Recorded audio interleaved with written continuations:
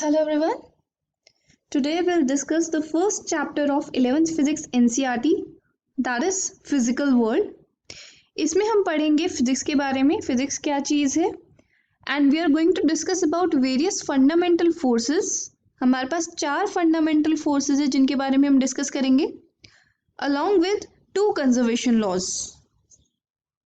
First of all we need to understand कि physics है क्या. फिजिक्स वो ब्रांच है साइंस की जिसमें हम नेचर और नेचुरल फिनोमिना के बारे में स्टडी करते हैं, in which we study about nature and natural phenomena.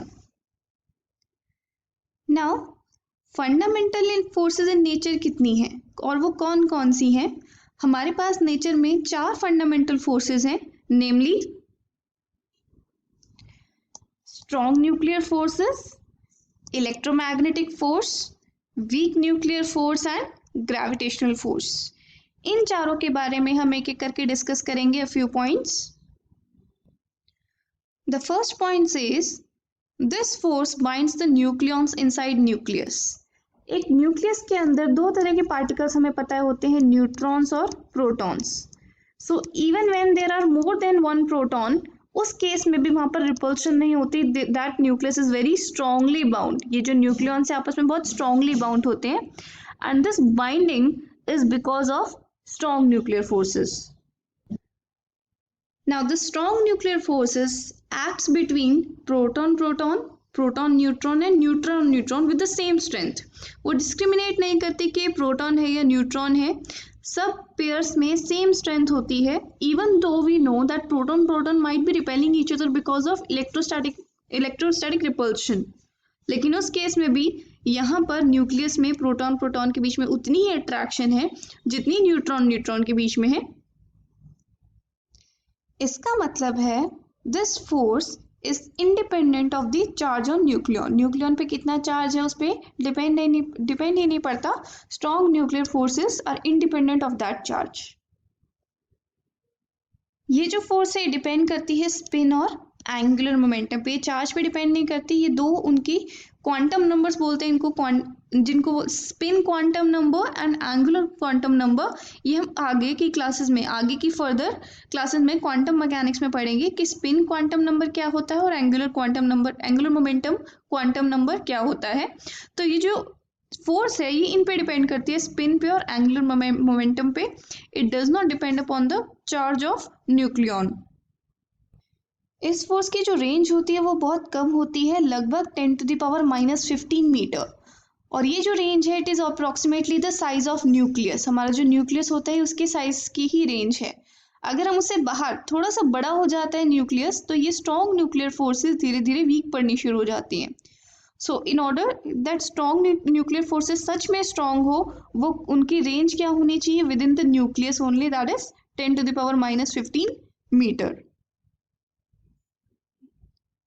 It is the strongest force in nature and is 10⁻30 times stronger than the gravitational force. जो gravitational force होती है उससे कितनी ज़्यादा strong होती है, बहुत strong होती है, 10⁻30 times. It means 1 0 0 0 0 and the number of zeros are 30. इतनी ज़्यादा strong होती है strong nuclear forces compared to gravitational force. इसलिए ये पूरे यूनिवर्स में strongest force होती हैं, बट इनकी रेंज बहुत कम होती है. ये सिर्फ न्यूक्लियर रेंज तक एक्ट करती हैं, with in the nucleus only. So this was all about strong nuclear forces. ध्यान रखना ये इंट्रैक्शन, ये जो फोर्सेस बनती हैं ये किस वजह से होती है, जो पाई मेसॉन्स होते हैं उनके बीच में इंट्रैक्शन होती है जिसकी वजह से ये न्यूक्लियर फोर्स एग्जिस्ट करती है. Let's discuss about the second fundamental force now, that is electromagnetic force. Electromagnetic force arise out of interaction among photons. ये फोटॉन्स के बीच में इंट्रैक्शंस की वजह से अराइज होती है. ये 2 तरह की फोर्सेस से जनरली मिलकर बनी होती है, that is electric and magnetic forces. Now we already know that like charges repel each other and unlike charges attract each other. Similarly like poles also repel each other. And unlike poles attract each other. हमें पता है कि positive positive आपस में repel करते हैं, negative negative आपस में रिपेल करते हैं, पॉजिटिव नेगेटिव आपस में अट्रैक्ट करते हैं। सिमिलरली नॉर्थ नॉर्थ रिपेल करते हैं, साउथ साउथ रिपेल करते हैं, बट नॉर्थ साउथ अट्रैक्ट करते हैं। अगर हमारे पास दो इलेक्ट्रिक चार्जेस हैं Q1 and Q2 which are separated by a distance r, then the force between them is given by 1/4 pi epsilon naught Q1 Q2 upon r square, where 1/4 pi epsilon naught is the proportionality constant. और अगर हमारे पास दो magnetic poles हैं which are separated by a distance r और उनकी magnetic pole strength है m1 and m2, then again the force will be given by mu naught upon 4 pi m1 m2 upon r square, where again mu naught upon 4 pi is a proportionality constant. We are going to discuss about them in detail in the 12th standard. Now, ये कितनी strong है gravitational force से? Electromagnetic forces are 10 to the power 26 times stronger than gravitational force. मतलब हम ये हमारे पास 26 zeros आएंगी and then we'll get the comparison between electromagnetic force and gravitational force. इसका मतलब electromagnetic force gravitational force से बहुत ज़्यादा strong होती हैं। Electromagnetic force की range बहुत ज़्यादा होती है. It means they go up to infinity, not like strong nuclear forces. And last point, it is a central force, that is it goes as F goes as 1/r square, where r is calculated from the center. तो ये central forces होती हैं, they are directed towards और away from the centre.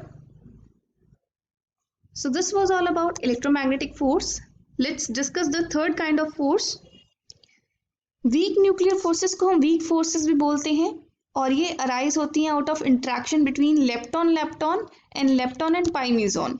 ये सब atomic particles हैं, इनके बारे में हम डिटेल में भी डिस्कस नहीं करेंगे. जब हमारा किसी रेडियोएक्टिव एलिमेंट का न्यूक्लियस बीटा डिके प्रोसेस में जाता है, बीटा डिके में जाता है, तो उस केस में हमारे पास बीटा पार्टिकल निकलता है और न्यूट्रिनो या फिर एंटी न्यूट्रिनो निकलता है, depending upon whether it is beta positive और बीटा नेगेटिव. और इन दोनों के बीच में जो इंट्रैक्शन होती है उसको मैं कहती हूँ वीक न्यूक्लियर फोर्सेस.